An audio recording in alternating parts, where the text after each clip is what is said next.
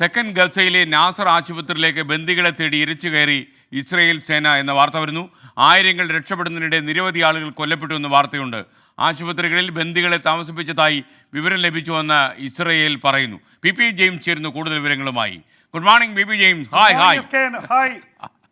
Hi അവിടെ കിടക്കട്ടെ. P James, ഗസയിലെ ഏറ്റവും പ്രധാനപ്പെട്ട വിവരമായി വാർത്ത വരുന്നു. എന്തൊക്കെയാണ് വിശദാംശങ്ങൾ?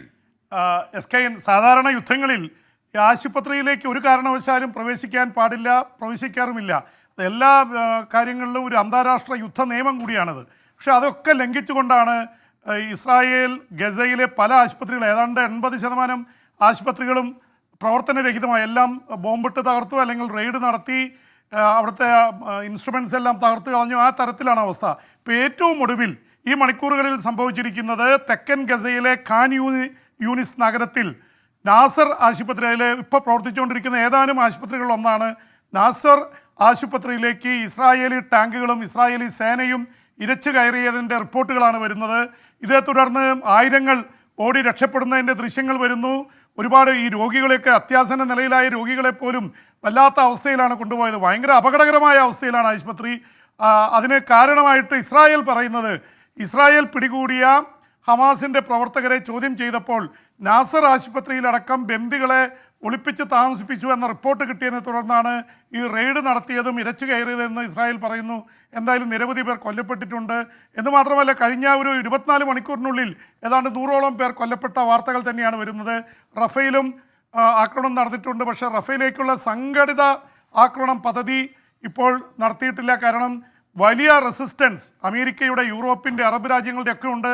അതുകൊണ്ട് തന്നെ അവർ പതുക്കെ സംയമനം പാലിച്ച് നിൽക്കുന്നു. പക്ഷേ പല സമയത്തും ചെറിയ തോതിലുള്ള ആക്രമണങ്ങൾ നടത്തി ഒരുപാട് പേർ കൊല്ലപ്പെട്ടിട്ടുണ്ട്. അവിടുന്ന് 2 അർജൻറ്റീനിയൻ ബന്ദികളെ, ഇസ്രായേലിൽ നിന്ന് തട്ടിക്കൊണ്ടുപോയ ബന്ദികളെ മോചിപ്പിച്ചിരുന്നു ഇസ്രായേൽ സേന. എന്തായാലും ഇസ്രായേലിനെതിരെ ജനരോഷം വീണ്ടും ശക്തമാവുകയാണ്. American president Joe Biden Israeli പ്രധാനമന്ത്രി ബെഞ്ചമിൻ നെതന്യാഹുവുമായി സംസാരിച്ചു. ഈ റഫയിലെ ആക്രമണം യാതൊരു കാരണവശാലും പാടില്ല. ഇപ്പോൾ തന്നെ ലോകരാജ്യങ്ങളുടെ ഒക്കെ പ്രതികരണം ഇസ്രായേലിനെതിരാണ്. ഇസ്രായേൽ ഒറ്റപ്പെടും, അമേരിക്കയ്ക്ക് കൂടെ നിൽക്കാനാവില്ല എന്നുള്ളത് ഈ മണിക്കൂറുകളിൽ അറിയിച്ചിട്ടുണ്ട്. എന്തായാലും SKN, അപ്പുറത്ത് ചെങ്കടലിൽ ഹൂതികൾ അവരുടെ ആക്രമണം നിർത്തുന്നില്ല. ഹൂതികളുടെ കേന്ദ്രങ്ങളിലേക്ക് 10ഉം 12ഉം തവണ അമേരിക്ക ആക്രമണം നടത്തിയെങ്കിലും ഹൂതികൾ മിസൈൽ അയച്ചു. ഒരു ബ്രിട്ടീഷ് കപ്പലിന് നേരെ ആക്രമണം നടത്തിയെന്ന് ഹൂതി കേന്ദ്രങ്ങൾ പറയുന്നു. അപ്പോൾ യുദ്ധം ഇപ്പോഴും അതിൻ്റെ ക്ലൈമാക്സിലേക്ക് പോയിക്കൊണ്ടിരിക്കുകയാണ്. ഒരു തരത്തിൽ നിർത്താൻ കഴിയുന്നില്ല. റഫയിൽ 14 ലക്ഷം അഭയാർത്ഥികളാണ് തമ്പടിച്ചിട്ടുള്ളത്. അവർക്ക് ഈജിപ്ഷ്യൻ അതിർത്തി കടന്ന് പോകാൻ പറ്റുന്നില്ല. ഈജിപ്ഷ്യൻ്റെ സേന കംപ്ലീറ്റ് അതിർത്തി അടച്ചിരിക്കുകയാണ്. ഇസ്രായേലാണെങ്കിൽ ഏത് നിമിഷവും ആക്രമിക്കുമെന്ന അവസ്ഥയിലാണ്. വല്ലാത്ത തരത്തിലുള്ള മരണഭീതിയിലാണ് ഗസയിലെ റഫയിൽ. ഈജിപ്ഷ്യൻ അതിർത്തി നഗരമാണ്. അവിടെയാണ് ഇത്രയും തരത്തിലുള്ള ഒരു പ്രതിസന്ധി ഉണ്ടായിട്ടുള്ളത്. SKN. ജെയിംസ്, മറ്റൊരു വാർത്ത വരുന്നത് റഷ്യൻ അതിർത്തി നഗരമായ ബെൽഗോ റോഡിൽ ഈ യുക്രൈൻ്റെ മിസൈൽ ആക്രമണത്തിൽ 7 പേർ മരിച്ചു എന്ന വാർത്ത വരുന്നു. മാത്രമല്ല, റഷ്യയും പ്രത്യാക്രമണം നടത്തിയിട്ടുണ്ട്. അതേസമയം അമേരിക്ക കാര്യമായി സഹായിക്കുന്നില്ല. നാറ്റോ പ്രതിനിധിയുടെ വിമർശനം ഉയർന്നു വന്നു. സാമ്പത്തികമായിട്ട് യുക്രൈനെ സഹായിക്കുന്നില്ല എന്ന പരാതി വരുന്നു. എന്താണ് യുക്രൈനിലെ ലേറ്റസ്റ്റ് അപ്ഡേറ്റ്സ്? SKN, യുക്രൈൻ യുദ്ധം നമ്മൾ തുടക്ക ദിവസം മുതൽ റിപ്പോർട്ട് ചെയ്യുന്നതാണ്. 2 വർഷം തികയാണ്. SKN, അടുത്ത ഒരു 8 ദിവസം കൂടി കഴിഞ്ഞാൽ ഈ യുദ്ധത്തിന് 2 വർഷം തികയുന്നു.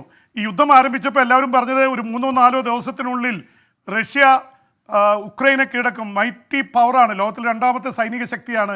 അത് സംഭവിച്ചില്ലെന്ന് മാത്രമല്ല, SKN, ഉക്രൈന് അവരുടെ പഴയ സൈനിക തലവൻ വലേറിയെ മാറ്റി പുതിയ ആൾ ചാർജ് എടുത്തിരിക്കുന്നു,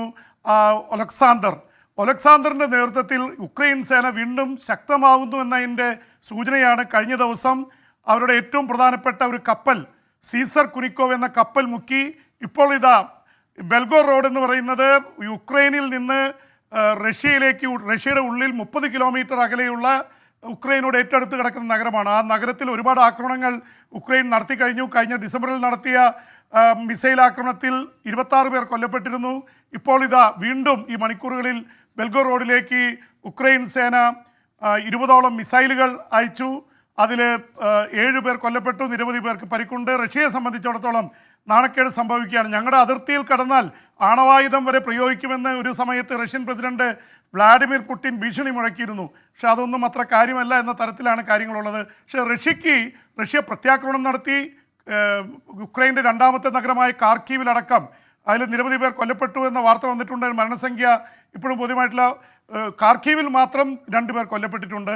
അപ്പോൾ ഈ തരത്തിലുള്ള ആക്രമണങ്ങൾ നടന്നുകൊണ്ടിരിക്കുകയാണ്. എന്ന് മാത്രമല്ല, കിഴക്കൻ ഉക്രൈനിലെ ഔദ്യോഗിക എന്ന നഗരം വളഞ്ഞിരിക്കുകയാണ് റഷ്യൻ സേന. ഒരുപക്ഷെ ഇതിലെ ഒരു പ്രത്യേക ഒരു വാർത്ത എന്ന് പറയാവുന്നതാണ്, അത് പിടിച്ചടക്കിയാൽ ഒരുപക്ഷെ ഈ ഡോണറ്റ്സ്ക് കിഴക്കൻ ഉക്രൈനിലേക്കുള്ളൊരു വലിയ വാതായനമാണ് ആ നഗരം. അതിനുവേണ്ടിയുള്ള അവസാന പോരാട്ടത്തിലാണ് റഷ്യ. കാര്യങ്ങൾ വളരെ ദുഷ്കരമാണെന്ന് യുക്രൈൻ സേന പറയുന്നു. പക്ഷേ ഇതിനിടയിലാണ് ജെൻസ് സ്റ്റോൾട്ടൻബർഗ് എന്ന നാറ്റോയുടെ സെക്രട്ടറി ജനറൽ രംഗത്ത് വന്നിരിക്കുന്നത്. യുക്രൈൻ സേന നടത്തുന്ന ആക്രമണങ്ങൾ ഏതാണ്ട് തീർന്നുകൊണ്ടിരിക്കുകയാണ്. ആയുധങ്ങളില്ല, അമേരിക്കയുടെ സൈനിക സഹായം കൊടുക്കുന്നില്ല. പ്രത്യേകിച്ച് US കോൺഗ്രസ് തടഞ്ഞു വെച്ചിരിക്കുകയാണ്. റിപ്പബ്ലിക്കന്മാർ എതിർപ്പിലാണ്.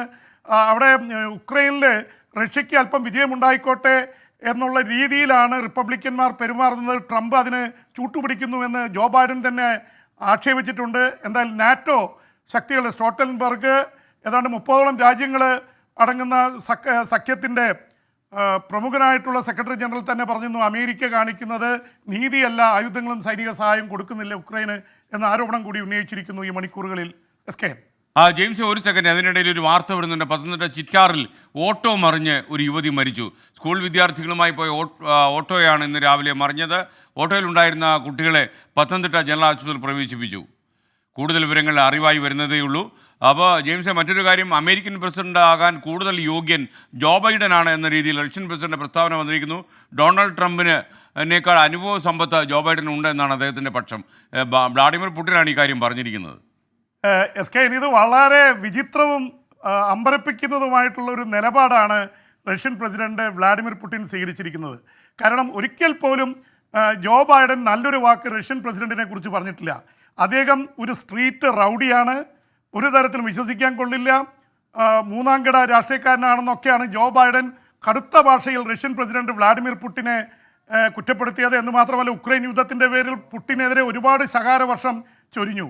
പക്ഷേ അമ്പരപ്പിച്ചുകൊണ്ട് പുടിൻ രംഗത്ത് വന്നിരിക്കുന്നു. ജോ ബൈഡനാണ് ഡൊണാൾഡ് ട്രംപിനേക്കാൾ അമേരിക്കൻ പ്രസിഡന്റ് ആവാൻ യോഗ്യൻ.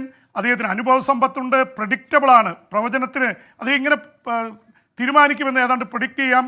എന്ന് മാത്രമല്ല, ട്രഡീഷണൽ ആയിട്ടുള്ള ഒരു കൺവെൻഷണൽ രാഷ്ട്രീയക്കാരനാണ്. പക്ഷേ ട്രംപിനെ വിശ്വസിക്കാനാവില്ല, അൺപ്രഡിക്റ്റബിളാണ് എന്നുള്ള രീതിയിൽ പറഞ്ഞിരിക്കുന്നു. പക്ഷേ ഇതിൽ ഏറ്റവും അത്ഭുതകരം, ട്രംപിന് അനുകൂലമായിട്ട് പുടിൻ പറഞ്ഞിരുന്നെങ്കിൽ അത് വലിയ പ്രശ്നമായേനെ. കാരണം 2016 നടന്ന അമേരിക്കൻ തെരഞ്ഞെടുപ്പിൽ ഹില്ലരി ക്ലിൻ്റനെ തോൽപ്പിക്കാൻ റഷ്യൻ പ്രസിഡന്റ് വ്ളാഡിമിർ പുടിൻ്റെ നേതൃത്വത്തിൽ ട്രംപിന് വലിയ അനുകൂലമായിട്ടുള്ള വ്യാജ മെയിലുകൾ 20 ലക്ഷം അയച്ചു എന്നതടക്കം FBI ഒരുപാട് കാര്യങ്ങൾ കണ്ടെത്തിയിരുന്നു.